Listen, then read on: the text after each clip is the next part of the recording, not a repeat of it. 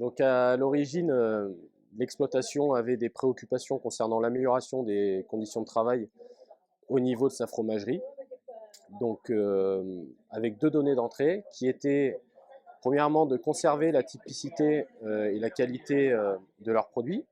Et le deuxième point, c'était de conserver la dimension artisanale de l'activité. Donc l'analyse du travail a conduit à la définition de deux leviers d'action qu'on a instruits à travers la mise en place de groupes de travail. Donc le premier, c'est le réaménagement de la fromagerie, où finalement on a redispositionné les outils de production dans l'espace, ce qui a permis d'améliorer la moitié des situations de travail de référence au niveau de ce périmètre. Et le deuxième, c'est la conception de nouveaux outils de production, en repensant finalement la fromagerie d'un point de vue plus global, puisqu'aujourd'hui, il existe plusieurs contraintes autour de ces outils de production, à la fois des contraintes physiques, mais on s'est aussi rendu compte finalement qu'il était possible d'améliorer l'homogénéité et la qualité des fromages à travers ce levier. L'autre point, c'est que certaines situations de travail ne sont pas forcément toujours prises en compte au moment de la conception. Par exemple, la situation de nettoyage qui entraîne des problématiques à travers plusieurs enjeux de santé, de productivité, mais aussi d'hygiène. Et donc aujourd'hui, on a plusieurs effets sur l'entreprise à court terme.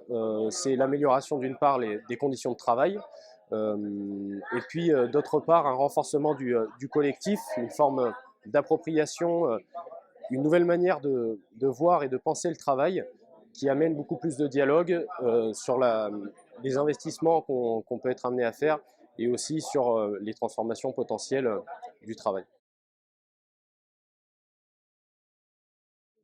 Alors, aux éleveurs, je vais leur expliquer qu'il faut développer le mental et le monde sensoriel du jeune bovin. Je leur explique très clairement que le problème dans l'élevage, c'est la peur. Les animaux sont souvent envahis par cette émotion et ils deviennent incontrôlables et très dangereux. Parce qu'un animal qui a peur, il peut foncer dans un mur, foncer dans un homme, provoquer des situations accidentelles.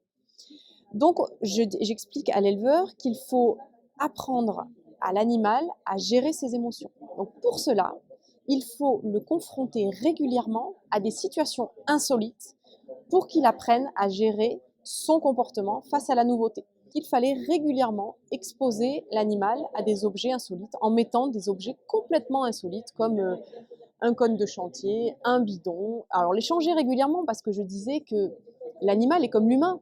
Au bout d'un moment, l'objet devient familier dans l'environnement, il n'en a plus peur. Donc l'animal, il va apprendre à gérer son comportement face à la nouveauté. Et ça, on va en tirer des bénéfices toute la vie de l'animal, y compris jusqu'à la mise à mort. Ces animaux-là sont beaucoup moins stressés le jour de la mise à mort. Donc ça aura des qualités, des avantages sur la qualité de la viande. Ça apporte une grande satisfaction. On gagne énormément de temps déjà, donc ça c'est la base.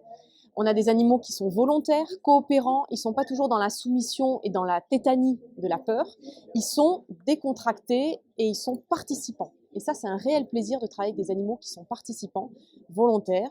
Et donc, on a à la fin de la journée, quand on fait le bilan de ce qu'on a fait, surtout quand on a travaillé avec les animaux, on tire une grande satisfaction de cette méthode et donc c'est valorisant pour nous et ça me fait beaucoup de bien déjà. L'animal, s'il est moins peureux, il va moins sécréter de cortisol. Le cortisol qui est l'hormone du stress, qui est toxique si c'est une hormone qui est sécrétée en continu.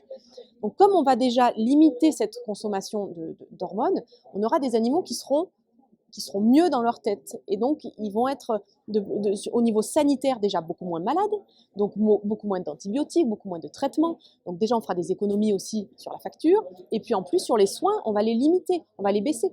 Donc, c'est général, en fait, le bien-être, c'est global, le bien-être de l'animal. Et puis en plus, ça se ressent financièrement et sur les performances, parce qu'on aura des animaux qui seront en meilleure santé. Donc, ça va se ressentir dans la production de lait et de la viande.